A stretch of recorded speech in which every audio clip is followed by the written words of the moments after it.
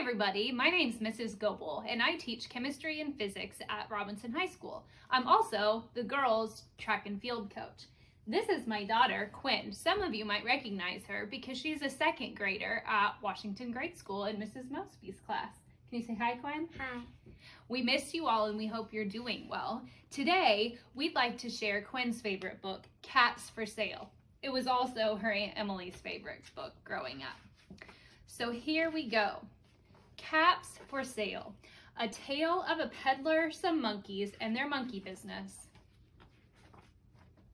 Once there was a peddler who sold caps, but he was not like an ordinary peddler, carrying his wares on his back. He carried them on top of his head.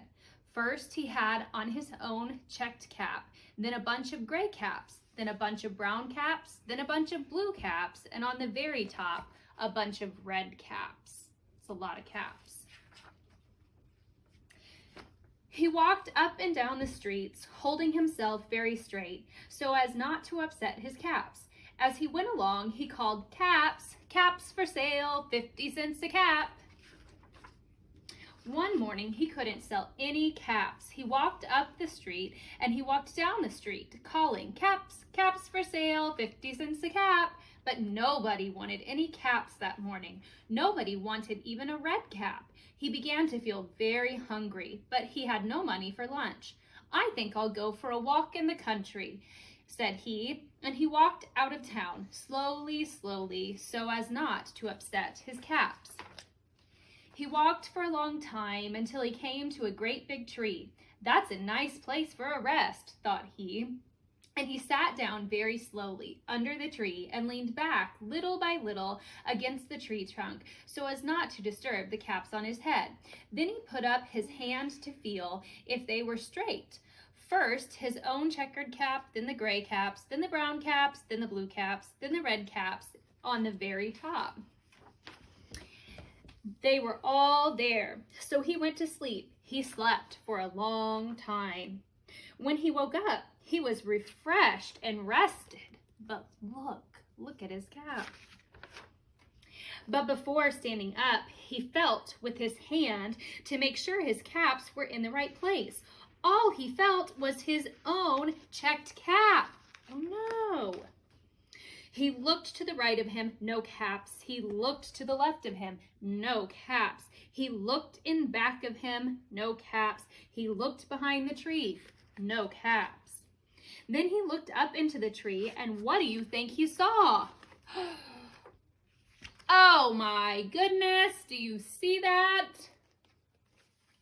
On every branch sat a monkey. On every monkey was a gray or brown or blue or red cap. The peddler looked at the monkeys. The monkeys looked at the peddler. He didn't know what to do. Finally, he spoke to them. "You monkeys, you," he said, shaking a finger at them, "you give me back my caps." But the monkeys only shook their fingers back at him and said, "Tss, tss, tss."